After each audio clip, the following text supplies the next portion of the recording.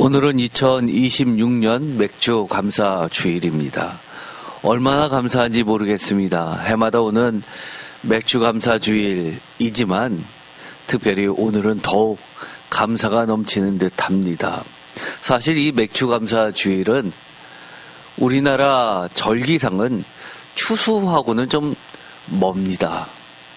그러다 보니까 이모작 또는 삼모작을 하는 나라들에서 갖게 되는 의미와 기쁨과 실제와 우리가 실제적으로 실감하는 그 정도는 차이가 생길 수밖에 없는 것 같습니다. 그럼에도 불구하고 해마다 우리가 맥주 감사 주일을 지키면서 성서에서 우리가 어떻게 하나님께서 은혜를 베풀어 주시는지를 다시 한번 깨닫게 되면 우리 앞에 보이지는 않지만 실체적으로 그리고 실증적으로 더욱 감사하게 될 수밖에 없습니다.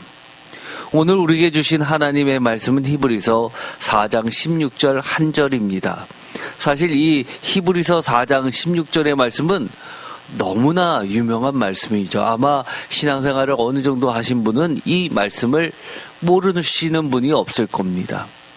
저도 청년 때 주님을 만나고 나서 이 4장 16절의 말씀은 늘 제 기도 가운데 들어가 있었던 말씀입니다. 아마 때를 따라 도우시는 하나님의 은혜에 대해서 기도를 안 해보신 분 있으시다면 사실 성도로서 그렇게 신앙생활을 했다고 보기가 어려울 정도로 너무너무 유명하고 대표기도나 어떤 기도 가운데 자주 듣는 말씀입니다.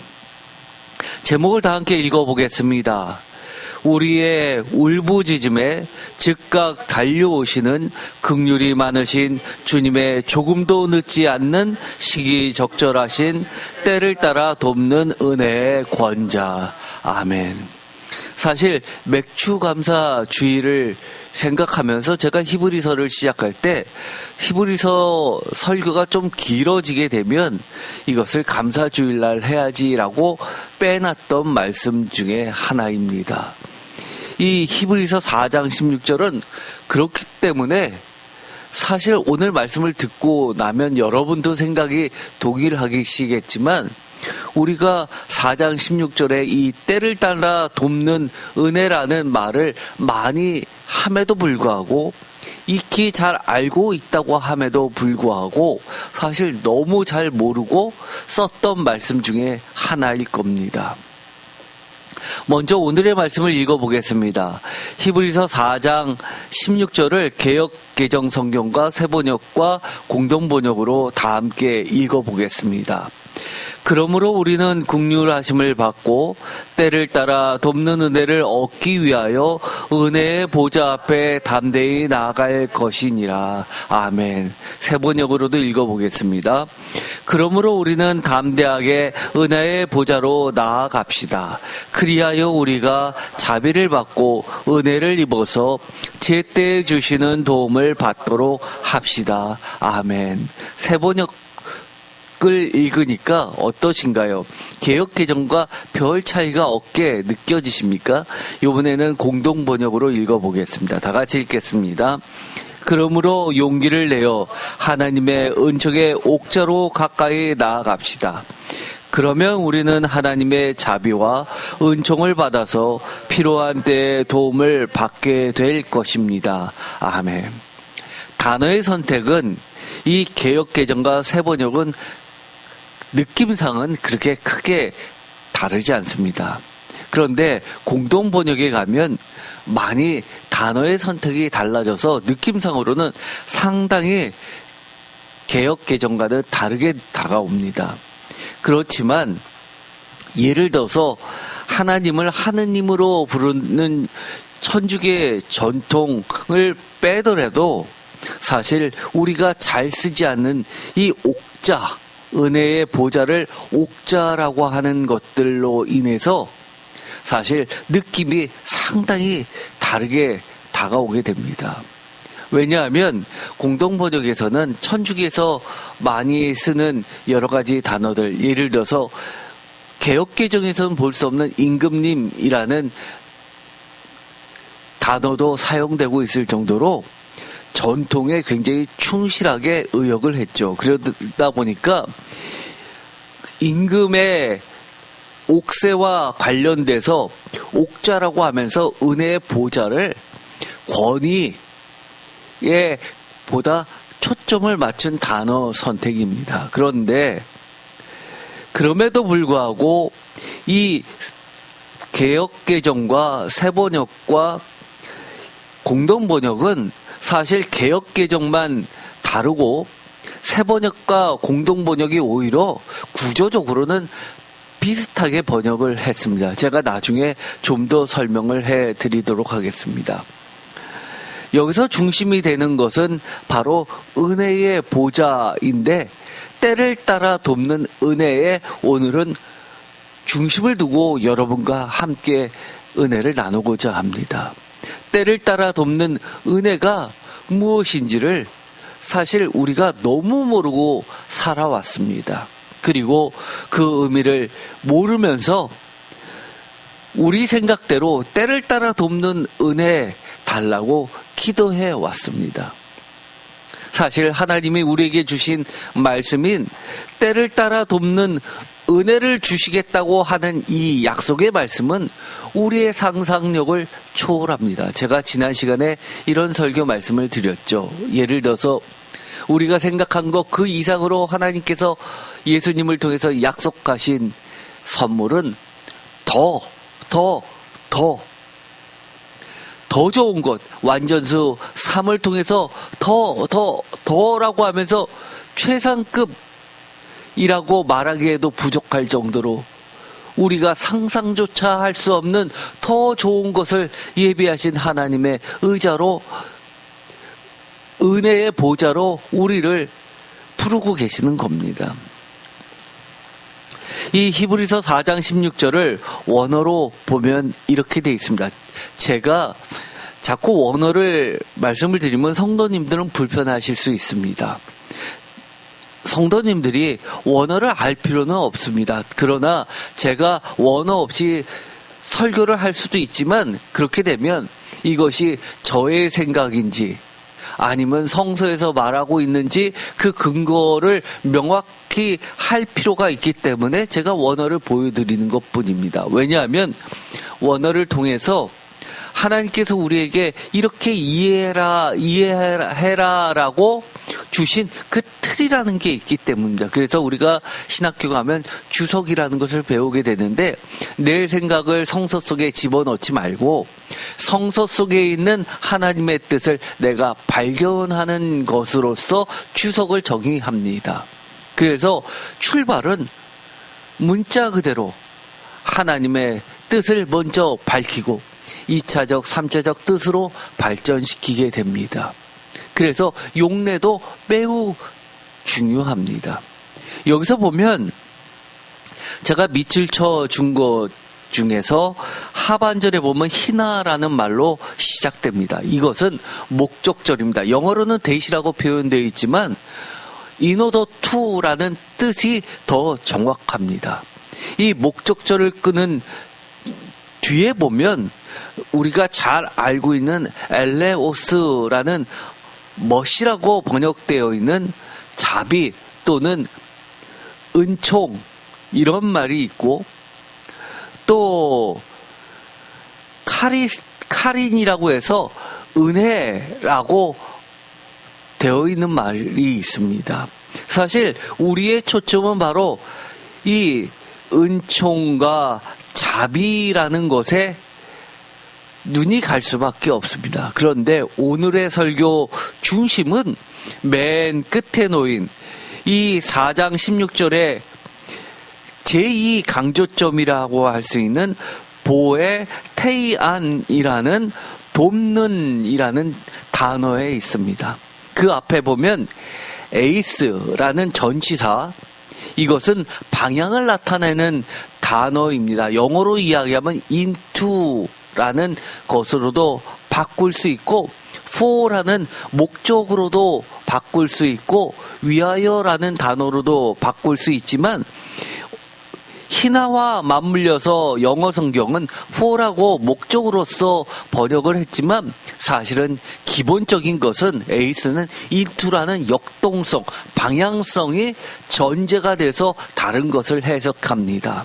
예를 들어서 into지만 목적으로도 방향이 전제된 목적으로 해석한다는 것을 기억할 필요는 있습니다.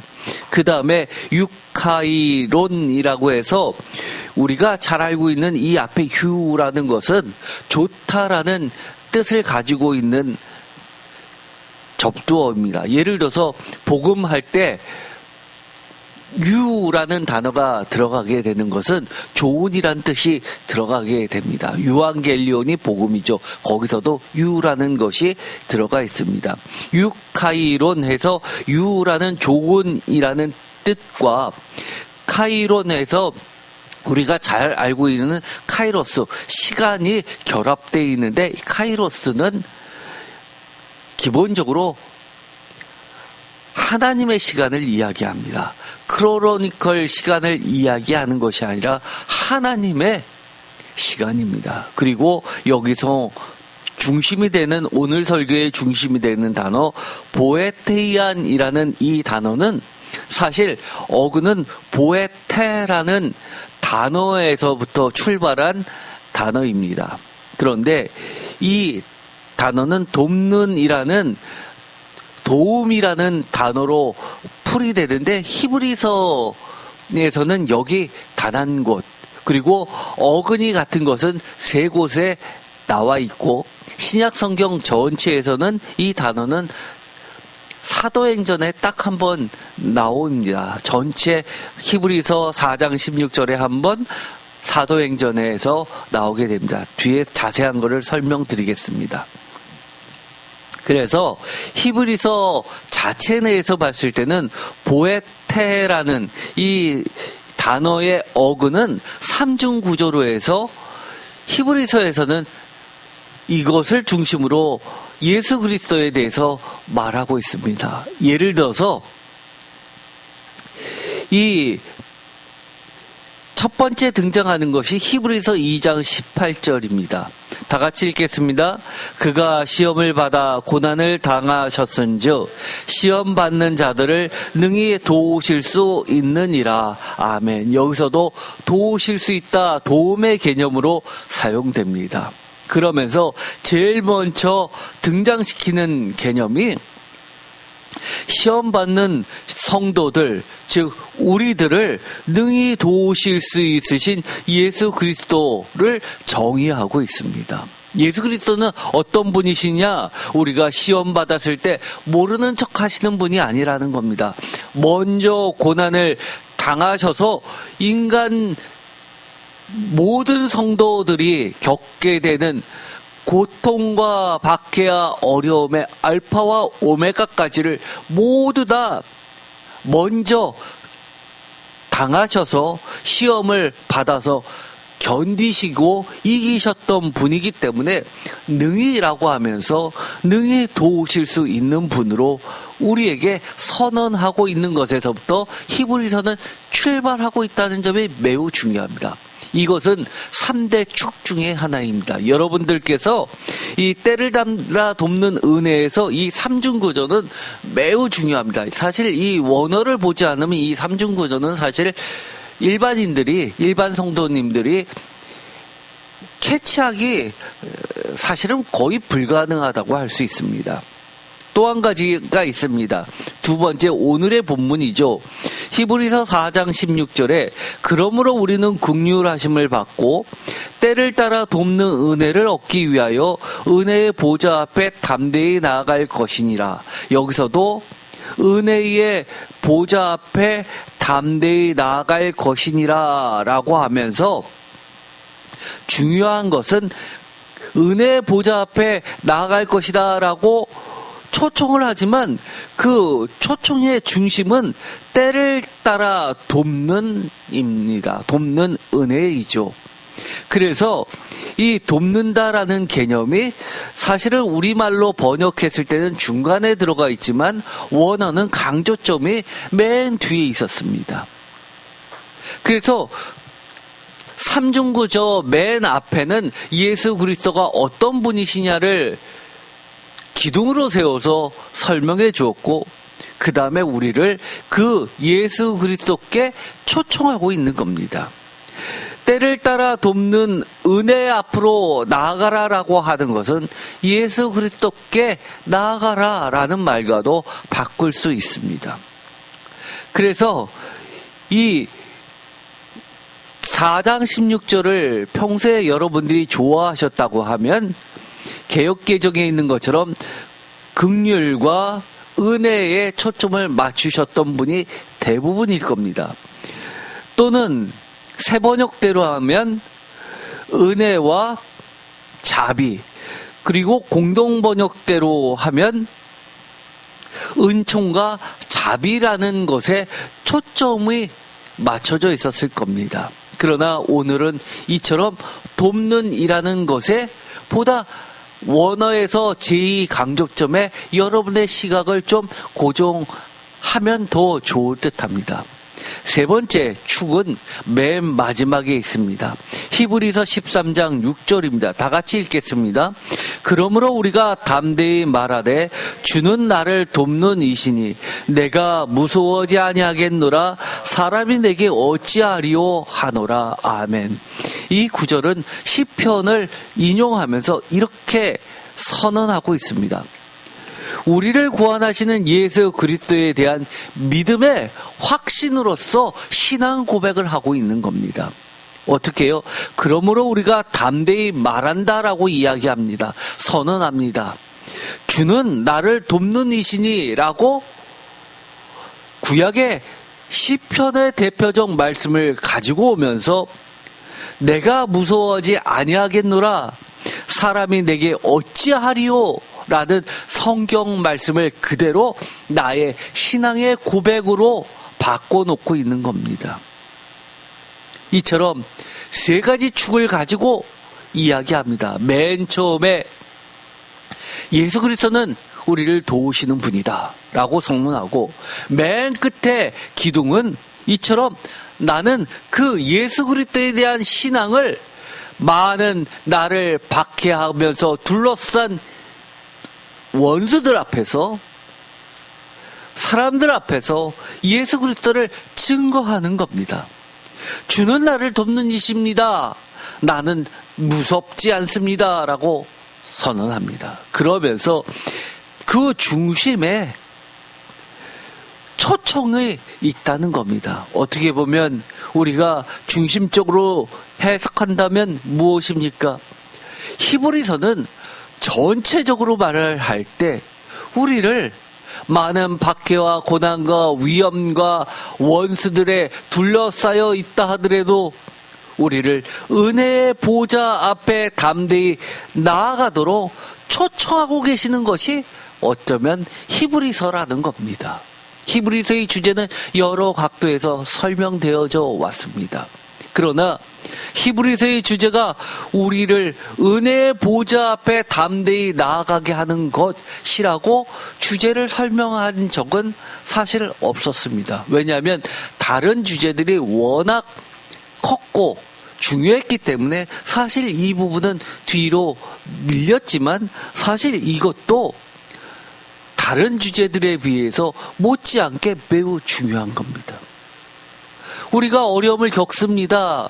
고난 가운데, 박해 가운데 예수 그리스도에 대한 신앙을 계속 지켜나갈지 버릴지 혼동됩니다. 히브리서 성도들이 겪게 되고 있는 갈등은 무엇이었을까요? 그들을 당국에 고발해서 고통을 주는 1차적 대상은 로마 당국이었습니다. 그런데 그것을 조장하고 원인을 제공했던 이들이 누구입니까? 유대교인들이었습니다. 유대교인들은 예수 그리스도를 믿는 신앙인들을 이단으로 규정하면서 그들을 당국에다 로마 정권에다 고발해서 박해해서 예수 그리스도에 대한 신앙을 버리게 하면서 다시 유대교로 들어오게 합니다. 그럴 때 그들이 겪게 되는 것은 어떤 갈등이었을까요? 예를 들어서 고통에 대한 갈등도 있었겠지만 대부분은 이거였을 겁니다. 당국에서 조사하겠다고 불러드립니다. 그럴 때 생각하게 됩니다. 내 앞서 끌려갔던 사람들은 죽었는데, 순교당했는데, 가만 생각해보니 죽는 것도 두렵지만 이성적으로 판단해보면 내가 하나님 잘 믿자고 한 거 아니야? 그런데 하나님만 잘 믿으면 되지 왜 예수님을 하나님이라고 고백해야 될까라는 부분에 대해서 갈등이 있었을 겁니다. 그래, 유대교로 다시 돌아가면 되지. 하나님은 구원이시라는 거에 대해서는 기독교에서도 똑같이 이야기하는데 내가 예수님 하나 정도 버린다고 내 구원이 달라지는 것 아니야라고 생각했던 사람들이 이 신앙적 갈등이 사실은 훨씬 더 많은 숫자를 이뤘을 겁니다. 이처럼 이단은 교리를 흔들어 놓습니다. 지금도 우리가 신앙생활 할 때 뭐라고 이야기합니까? 세상 사람들이요. 마음으로 진심으로 예수님 믿으면 되지. 그렇게 유난 떨면서 믿을 필요가 뭐가 있어. 이게 것이 가장 대표적인 거 아닙니까? 우리가 예수님을 믿는 사람보다 더 예수님을 잘 믿는 사람처럼 살면 되지. 입으로는 예수님 믿는다고 하면서 네 행동을 봐. 어떻게 예수님처럼 믿는 거야 그게? 라고 하면서 예수 그리스도를 믿는다는 것 자체는 허상인 것처럼 공격해 들어옵니다. 이런 것들이 우리의 신앙을 흔들어 놓습니다. 또 뭡니까? 예수님은 사랑이시고 하나님은 사랑이시고 다 용서하라고 그랬는데 왜 너는 죄에 대해서 그렇게 단호해? 덮어줘야지, 모르는 척해야지 라고 흔들어 놓습니다. 모든 사람하고 원수 짓지 말고 좋게 좋게 지내야지 그 사람도 나중에 고마워서 예수님 믿지. 악을 악이라고 하는 순간 너는 그 사람하고 대적자 되는 거야. 그 사람이 예수님 믿는 거 영원히 사라지게 될 거야 라고 유혹합니다. 저는 그 모든 것을 예수 그리스도에 대한 값진 보배를 값싼 도구로 바꿔버리는 배교라고 생각하는 사람 중에 하나입니다. 거짓과 불의와 온갖 잘못된 이단들의 교리로 예수 그리스도의 순수한 신앙을 흐트려 놓는 것, 오염시켜 놓는 것들에 대해서 절대적인 선을 그어야 되는 겁니다. 그럴 때 히브리서 기자는 성도들에게 그런 것에 대해서 흔들리지 말라고 이야기합니다. 그러면서 우리에게 초청할 때 중요한 이야기를 합니다. 긍휼과 은혜를 이야기하지만 이 은혜, 카리스 앞에 때를 따라 돕는 이라는 이 중요한 단어를 선택하고 있는 겁니다. 이것에 대해서 좀 더 자세히 여러분과 나누고자 합니다. 사실 이 히브리서 기자가 이 말하고자 하는 때를 따라 돕는 은혜라는 것은 히브리서에만 있는 것이 아닙니다. 오래된 구약의 전통 가운데서 이미 신앙으로서 굳건히 잡고 있는 하나님에 대한 고백이기도 합니다.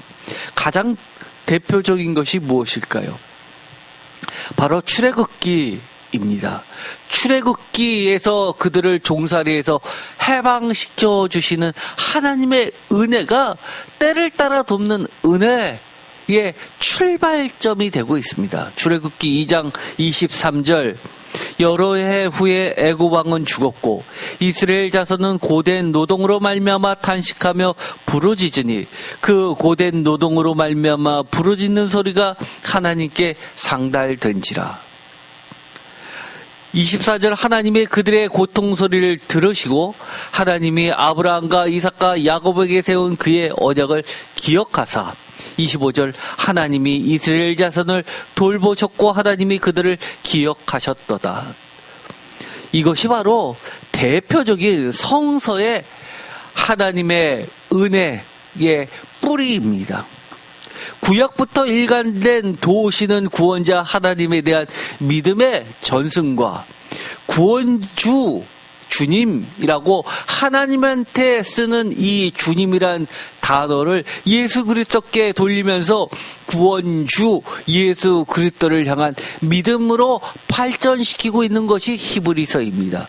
구약의 전통을 가져와서 더 한층 예수 그리스도에 의해서 완성된 신앙으로서 발전시키고 있는 겁니다. 이 출애굽기 2장 23절부터 24절 25절에 이르기까지 관통하고 있는 것이 무엇입니까? 바로 히브리서 4장 16절의 초청의 내용을 그대로 담고 있습니다. 담대히 나아가 부르짖으라 그리하면 때에 맞는 도움이 임하리라 라는 이 해석적 의역을 그대로 그려내고 있는 것이 출애굽입니다. 부르짖음과 하나님의 강림과 그리고 구체적인 역사 가운데서 펼쳐지는 하나님의 구원 역사입니다.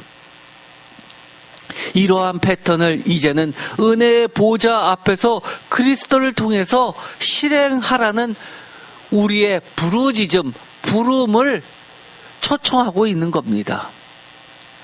다시 한번 볼까요? 23절에 그 고된 노동으로 말미암아 다 같이 읽겠습니다. 부르짖는 소리가 하나님께 상달된지라. 아멘. 부르짖음, cry out이라고 번역합니다. 단순히 cry, 울음이 아닙니다. 부르짖음입니다. 24절 하나님이 그들의 고통 소리를 다 같이 읽겠습니다. 들으시고, 이것은 굉장히 중요하죠. 하나님이 아브라함과 이삭과 야곱에게 세운 그의 언약을 기억하사 25절 하나님이 이스라엘 자손을 다 같이 읽겠습니다. 돌보셨고, 바로 구원을 이야기합니다. 하나님이 그들을 기억하셨더라. 이스라엘 자손의 종살이를 보시고 그들의 처지를 생각하신 하나님은 모르는 척 하시는 분이 아니라 이 땅에 우리 인간의 구체적인 삶 가운데 개입하십니다. 이것이 바로 구원하시는 하나님의 모습이 예수 그리스도를 통해서 보다 완성하시는 언약의 종착점으로 히브리서는 우리에게 제시하고 있다는 겁니다. 제가 이 구약의 전통 출애굽기에 맞춰서 히브리서 4장 16절을 이렇게 번역했습니다. 담대히 나아가 부르짖으라 그리하면 때에 맞는 도움이 임하리라. 좀 더 뒤에 가면 자세히 설명을 드리겠습니다만 이 때에 맞는 은혜라는 것은 때에 맞는 도움의 은혜라는 것은 바로 이처럼 부르짖음이라는 단어가 들어가 있고 임하리라라는 것처럼 하나님의 강력하신 개입이 담겨 있는 단어입니다. 한번 구체적으로 보도록 하겠습니다. 사전을 찾아보면 보에테이아라는 단어를 보면 뜻이 헬프 또는 서포팅 케이블스라는 단어가 나옵니다. 헬프라는 단어는 이해가 될 겁니다. 보에테이아라는 단어는 기본적으로 도움이죠. 그런데 서포팅 케이블스라고 하면 의아합니다. 이게 도대체 뭐지? 라고 할 겁니다. 또 단어를 보면 어근에서 보에토스라고 하면서 이것을 헬퍼라고 써 있습니다. 이것은 기본적으로 에이드, 도움, 원조, 지원이란 뜻이고 두 번째도 어근에 보면 이렇게 되어 있습니다. 로프. 로프가 뭐죠? 끈이죠. 밧줄 같은 겁니다. 또는 chain for prepping a vessel. chain은 사슬이죠. prepping a vessel 하면 prepping, 사실 이것은 일반인들이 잘 모르는 단어죠. 영어를 좀 잘 아시는 분들이 아는 단어입니다. prepping. 이것은 뭐냐면 단순히 묶는 것이 아니라 지지하는 개념입니다. 서포팅의 개념이 들어가 있는 겁니다. 묶는데 어떨 때 묶냐 하면 prepping a vessel, 배가 광풍 같은 것으로 폭풍과 치면 난파되기 직전처럼 펄럭거립니다. 이 플래핑에서 F 하는 것은 바람 소리가 나오죠. 마치 태극기가 바람에 휘날릴 때처럼 휙휙휙 하는 소리가 나면서 펄럭이는, 심하게 펄럭이는 그런 모습을 상상하면 됩니다. 배가 요동치는 거죠. 바람에 요동쳐서 난파되기, 이 풍랑에 배가 산산조각 나기 직전에 이 배를 구출하기, 파손되지 않도록 체인이나 로프로 칭칭 감아서 단단한 것에 고정시키는 것을 말합니다. 그것이 플래핑입니다. 이 개념을 가지고 에이드를 생각해 봅시다. 헬프라는 개념이 뭐냐면, 보에테이아라는 단어는 단순히 우리가 옆에 사람을 도와주는 정도가 아닙니다. 불쌍한 사람 도와주는 정도가 아닙니다. 배가 난파되기 직전 심한, 그야말로 죽음 직전에 구출해야 되는 상황을 염두하고 있습니다. 나도 도와주려고 하다 보면 나도 죽을 수 있는 상황입니다. 그런 상황에서 지지해주고 묶어서 동일체를 만들어서 이것을 도와주는 그런 행위를 이야기합니다. 여러분 영화에서 보셨을 겁니다. 낭떠러지에서 떨어집니다. 떨어지지 말라고 엄마가 자녀를 손에 쥐고서 놓지 않습니다. 엄마도 힘이 딸려서 떨어지려고 합니다. 그때 이럽니다. 내 손 놓으라고, 내 손 놓으라고. 다 같이 죽게 된다고. 그럴 때 엄마가 나는 죽는 한이 있어도 너 놓을 수 없다고 안간힘을 쓰면서 같이 붙잡고 있는 그 상황, 여러분 생각해 보세요. 그 마지막 순간에 붙잡는 행위는 동일체 운명입니다. 그 정도로 목숨을 걸고 지켜내는 그런 서포팅의 개념이 있다는 사실을 반드시 기억하십시오. 즉, 보에테이아라는 것은 하나님께서, 예수님께서 자신의 목숨을 걸고 우리를 지켜내는 그런 도움이라는 겁니다. 여러분들이 보시면 중간중간 성서 구절들이 이렇게 있을 겁니다.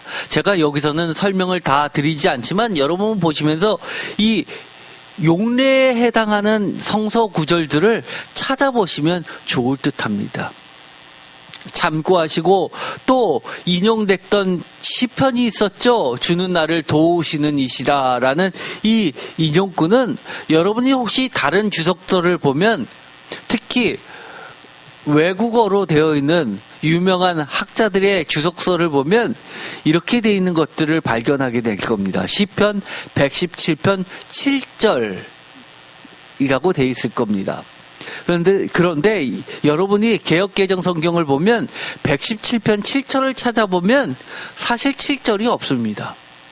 왜냐하면 117편 7절이라는 것은 70인역 성경에는 이것이 7절이지만 개역개정 성경은 이것이 둘로 나눠져 있어서 117편 1절과 2절, 그리고 118편으로 나가서 1절에서 5절까지 이어지면서 117편 7절은 118편 5절에 기록되어 있는 것을 말하는 겁니다. 이처럼 히브리 성경과 70인역 성경은 이렇게 조금의 차이가 발생합니다. 여러분 기억하실 필요는 있고요. 예를 들어서 제가 시편을 할 때도 그렇게 이야기한 적이 있었습니다. 예수님 시대만 하더라도 시편 150편이 다 확정되지 않았을 때입니다. 그래서 쿰란의 시편이라는 두루마리들을 보면 시편이 우리가 알고 있는 150편보다도 7개의 시편이 더 있었습니다.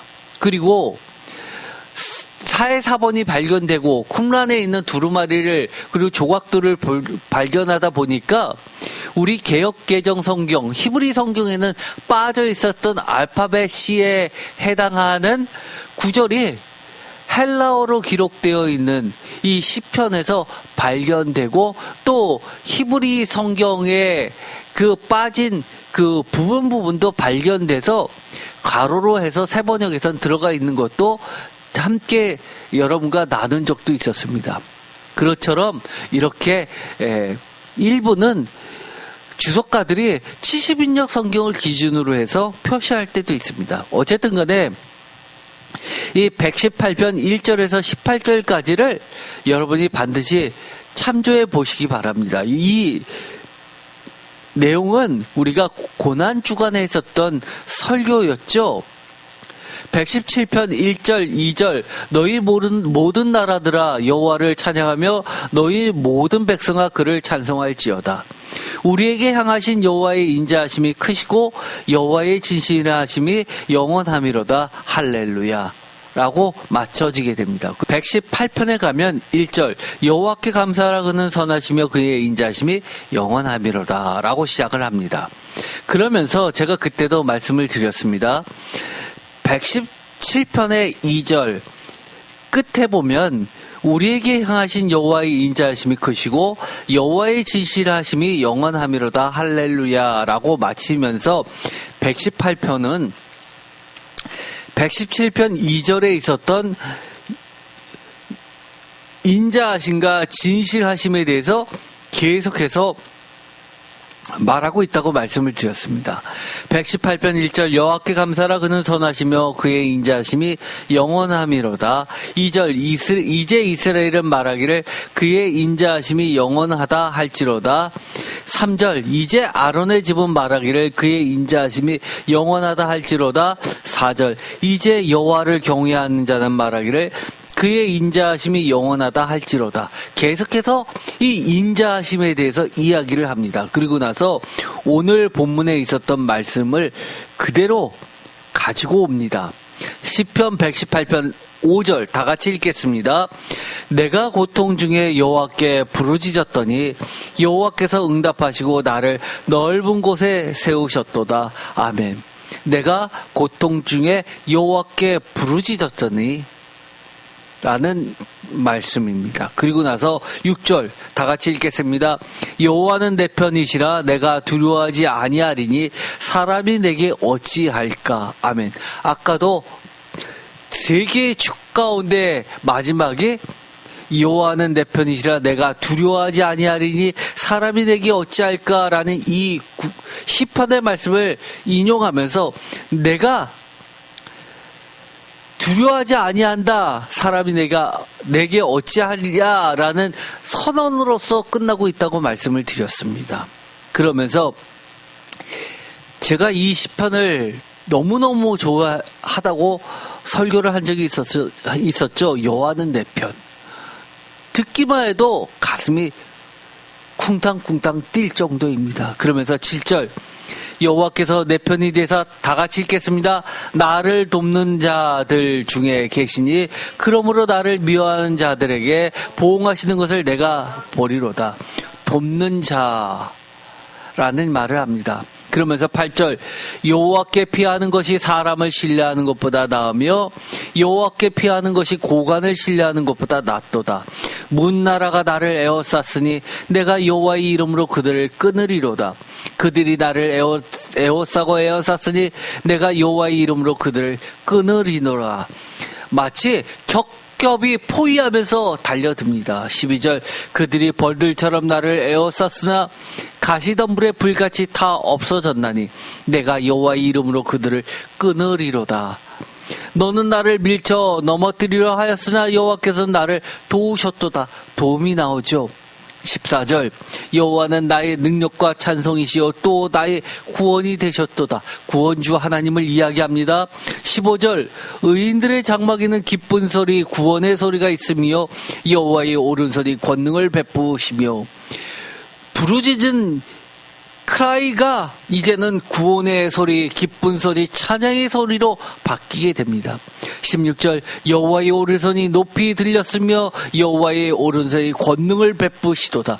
권능의 오른손이 권능의 보좌로, 은혜의 보좌로 바뀝니다. 17절 내가 죽지 않고 살아서 여호와께 하시는 일을 선포하리로다. 죽지 않아서 부활을 이야기한다고 말씀을 드렸습니다. 그러면서 이것을 고난주간에 함께 나눴었죠. 18절 여호와께서 나를 심히 경책하셨어도 죽음에는 넘기지 아니하셨도다. 경책이라는 단어를 통해서 히브리서 기자는 우리에게 이것이 훈련이라고 이야기했죠. 19절 다 같이 읽겠습니다. 내게 의의 문들을 열지어다. 내가 그리로 들어가서 여호와께 감사하리로다. 이는 여호와의 문이다. 의인들이 그리로 들어가리로다. 주께서 내게 응답하시고 나의 구원이 되셨으니 내가 주께 감사하리로다. 아멘. 결국은 은혜의 보좌는 무엇입니까? 여호와의 문을 열고 의인들이 들어가는 은혜의 보좌이니 히브리서 기자가 뭐라고 이야기하는 겁니까?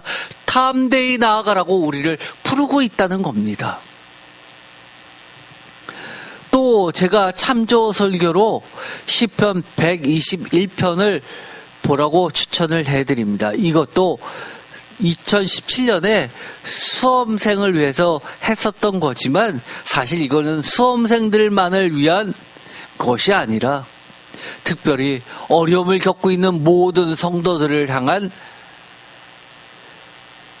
하나님의 말씀입니다.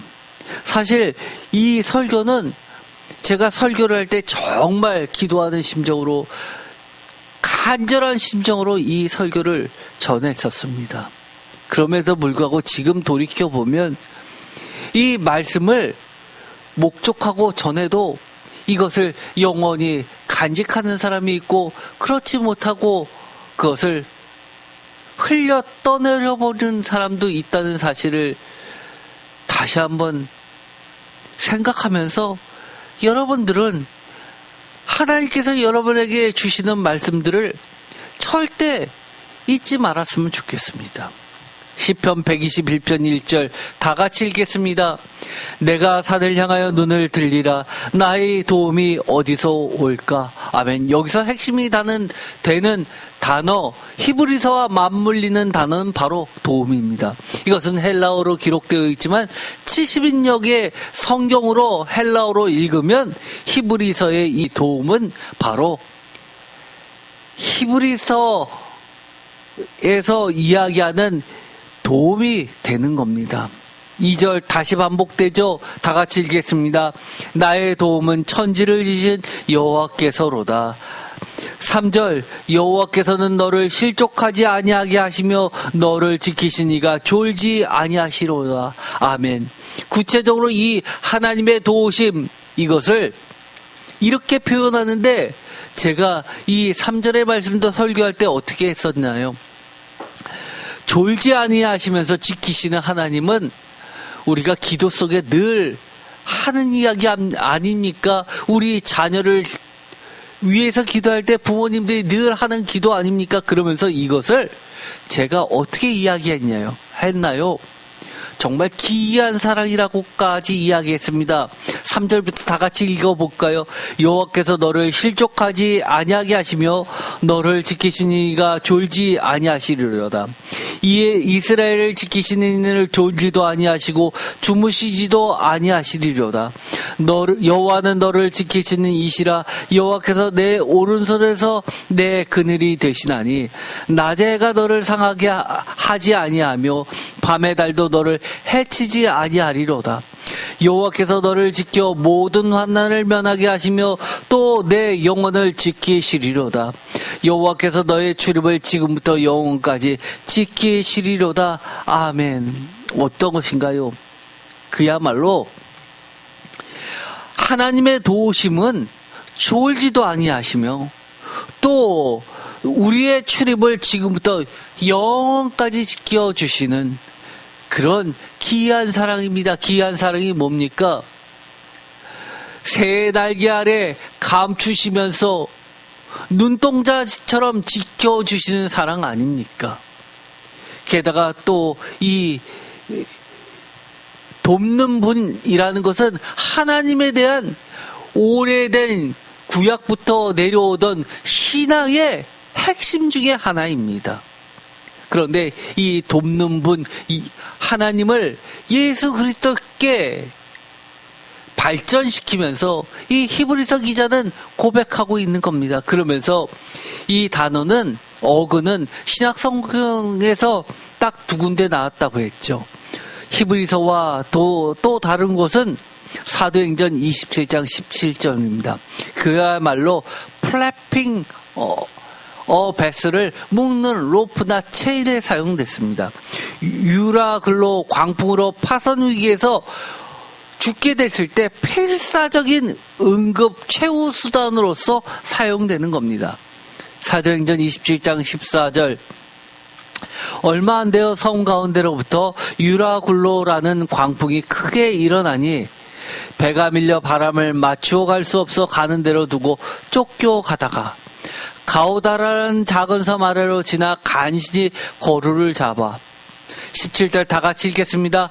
끌어올리고 줄을 가지고 선체를 둘러감고 스루디스에 걸릴까 두려워하며 연장을 내리고 그냥 쫓겨가더니 아멘.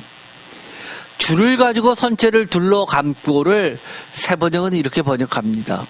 선원들은 거룻배를 간판 위에다가 끌어올리고 밧줄을 이용하여 선체를 동여 메었다. 그리고 그들은 리비아 근해의 모래톱으로 밀려들까 두려워서 바다에 닻을 내리고 그냥 떠밀려가고 있었다. 아멘. 줄을 가지고 선체를 둘러 감아서 동일체를 만듭니다. 왜 그럴까요? 배가 파손되면 이 작은 배를 가지고 나머지 육지까지 가야 되는 최후의 수단인 겁니다. 18절 우리가 풍랑으로 심히 애쓰다가 이튿날 사공들의 짐을 바다에 풀어 버리고라고 합니다.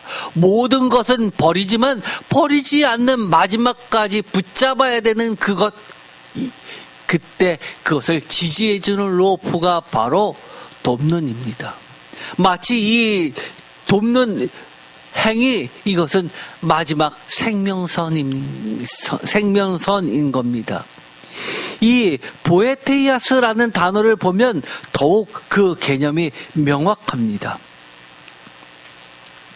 예를 들어서 이 단어의 뜻을 보면 기본적으로 크라이라는 단어의 뜻이 있습니다. 보에터스라는 뜻은 기본적으로 보에라는 단어는 크라이라는 뜻입니다.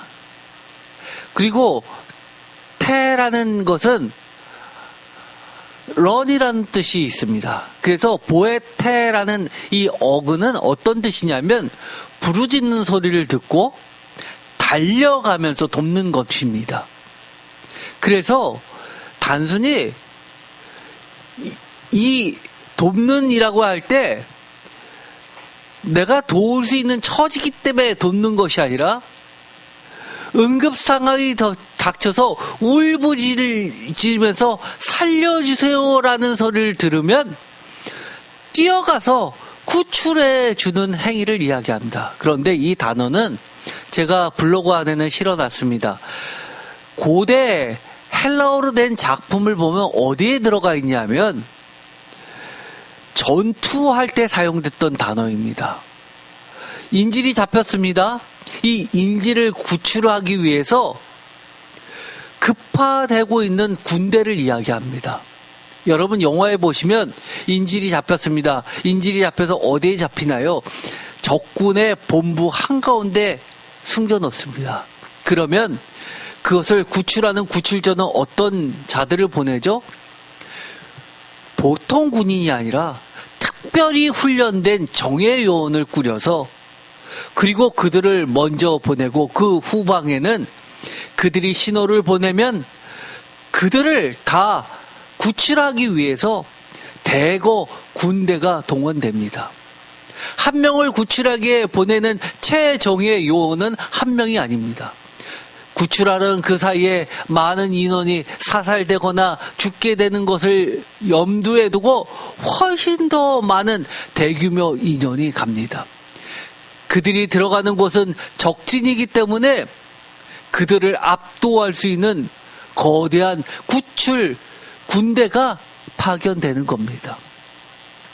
그런데 사용됐던 단어입니다. 그렇기 때문에 하나님께서 구원자라고 하는 것은 악인들의 그 세력보다도 막강하게 압도적인 권능의 힘을 가지고 달려가면서 구출해 빼내려고 하는 하나님의 절대 의지를 담고 있습니다. 예수 그리스도는 바로 그런 도움이시라고 히브리서 기자는 우리에게 가르쳐 주는 겁니다. 단순히 손을 뻗어서 네가 잡으면 살고 말고가 아니라 도와주세요라는 것 말고는 할 수 없는 것, 거기서 빠져나올 구멍이 힘이 전혀 없고 꽁꽁 묶여서 붙잡혀서 죽을 수밖에 없는 이 처지에 놓이는 절박한 상황 속에서 모든 난간을 꿰뚫고 적진 한가운데로 뛰어들어서 모든 악의 세력을 진멸시키면서 구출해내는 예수 그리스도의 능히 구원하실 수 있는 그 힘을 이야기합니다. 그렇기 때문에 보에테오라는 이 기본적인 단어의 뜻은 때를 따라라고 하는 것은 어떤 시간적 적절한 때가 아니라 조금도 늦지 않는 때입니다. 조금도 부족함이 없는 때입니다.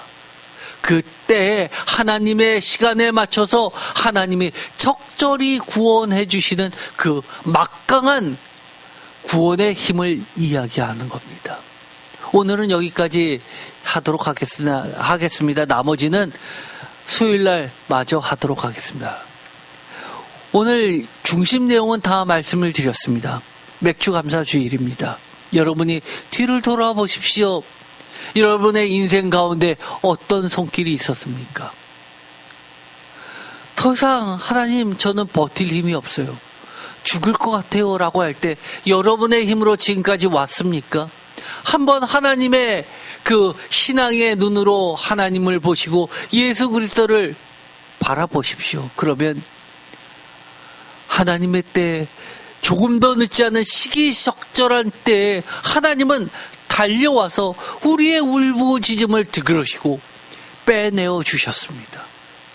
이것이 바로 지금까지 우리를 버티게 했었던 신앙 고백 아닙니까? 여러분의 인생 가운데 이러한 신앙 고백이 없었습니까? 저는 오늘 맥주 감사 주일을 다시 한번 맞이하면서 제 인생을 돌아보게 됩니다. 얼마나 감사한지 모릅니다. 그러면서 어떤 것을 바라보게 되나요? 히브리서 기자가 우리에게 이야기합니다. 이것이 과거의 일만이 아니라고 이야기합니다. 오늘의 맥주 감사 주일은 영원히 살아계셔서 언제나 우리의 울부짖음에 달려오시는 막강한 예수 그리스도의 그 시기적절한 절대로 조금도 늦지 않는 그런 하나님의 예수 그리스도의 도움입니다. 오늘의 제목을 다 함께 읽어보겠습니다. 우리의 울부짖음에 즉각 달려오시는 긍휼이 많으신 주님의 조금도 늦지 않는 시기적절한 때를 따라 돕는 은혜의 권자. 아멘. 우리를 구원해 주시는 예수님은 권위가 있으십니다. 세상에 권위가 우리의 생명을 좌지우지하지 못합니다. 우리의 생명의 권위는 오서리티는 권능은 오직 하나님과 예수 그리스도에게만 있다는 사실을 깨닫는 맥주 감사 주일이 되기를 간절히 소망드립니다. 기도하고 마치겠습니다. 하나님 감사합니다. 오늘도 우리가 주님께 울부짖습니다. 우리의 소리를 들으시나 못 들으시나 아니면 나의 죄가 너무 많아서 하나님은 고개를 돌리시나? 라고 생각할 때도 있습니다. 그러나 언제나 우리의 울부짖음에 즉각적으로 달려오시는 하나님과 예수 그리스도의 그 도움의 보좌에 나아갑니다. 능히 도우실 수 있으신 분 예수 그리스도만을 바라봅니다. 우리를 도와주옵소서. 믿습니다. 우리를 도우시는 하나님의 시기적절한 조금도 늦지 아니하시는 하나님의 때를 기대합니다. 우리가 담대히 고백합니다. 사람이 우리를 어찌할까? 예수 그리스도만이 우리의 생명 되시고 우리를 돕는 분이시라는 이 신앙 고백을 만민에게 증거하는 자들 모두 되게 하여 주옵소서. 예수 그리스도의 이름으로 기도드립니다. 아멘.